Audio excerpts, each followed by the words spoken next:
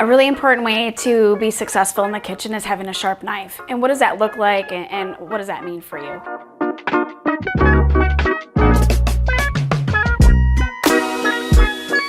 So a big part of this is making sure you have a good sized knife that you can do all of your tasks with, and then making sure that you're keeping it sharp. So there's a couple things to understand. A steel is what hones the blade, and the best way to kind of describe this is it just takes the edge and it kind of like smoothens it out and keeps it kind of sharp, but at some point that won't be very useful.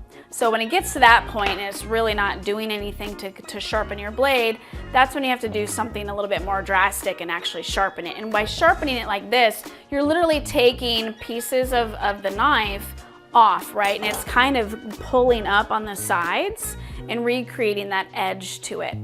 And kind of something that I always like to recommend for people is to understand, like, one knife should last you pretty much a lifetime as long as it's a pretty good quality knife. So, you know, in the next 30 years, if I regularly sharpen this knife on a regular basis based on use, right, your blade might be like half the size. So just kind of understanding that one knife should truly last you a lifetime for the most part, again, as long as it's good quality. And in between sharpening, you'll just want to use to hone. And the best way to do that is kind of at a 45-degree angle and have it equal on both sides. The most safest is to put this on like a towel so this does not slip, right? And you just kind of go from here to here. Make sure you always are working with a sharp knife. It'll make your job so much easier in the kitchen and more efficient.